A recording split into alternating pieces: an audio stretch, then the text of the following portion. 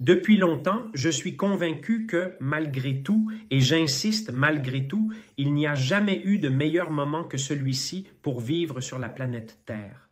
Donnez à l'appui, c'est-à-dire, ce n'est pas que j'ai fait un rêve une nuit, que je me suis réveillé avec cette idée farfelue et que je vous la raconte ici, non.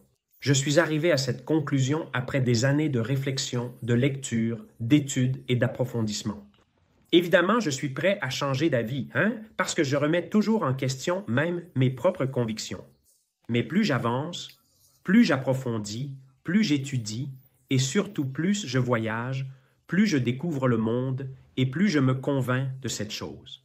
Il n'y a jamais eu, il n'y a jamais eu de meilleur moment que celui-ci pour vivre sur cette planète. Bien sûr, cela dépend de l'endroit. L'endroit fait la différence, d'accord? Mais je parle au niveau mondial. Je ne parle pas de l'Italie, je ne parle pas de l'Amérique, je ne parle pas d'un lieu spécifique, je parle à l'échelle globale. Quelqu'un est-il capable de me contredire?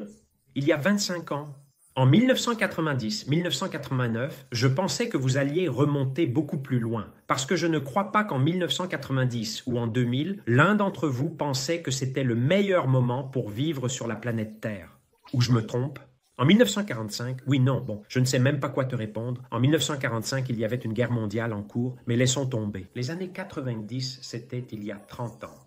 Données à l'appui, vous pouvez les vérifier, ne vous fiez pas seulement à moi, il mourait 3 fois plus de personnes de faim qu'aujourd'hui. De la faim.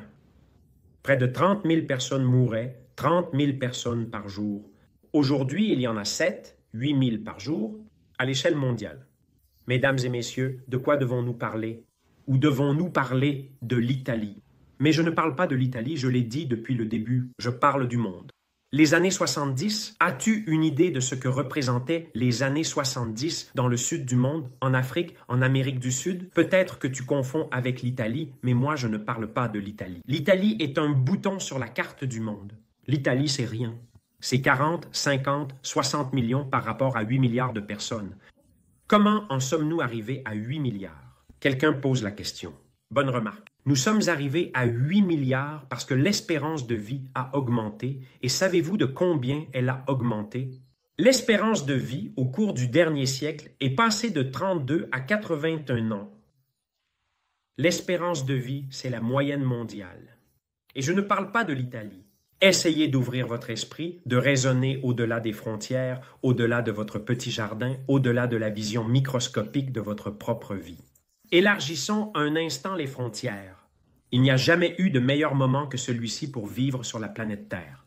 Vous voyez, j'en parle dans ce livre. Le voici, mon livre. Et dans ce livre, j'ai cité des sources, des informations, des données, des statistiques. Et ce livre est sorti il y a 1 an et j'attends encore que quelqu'un me contredise.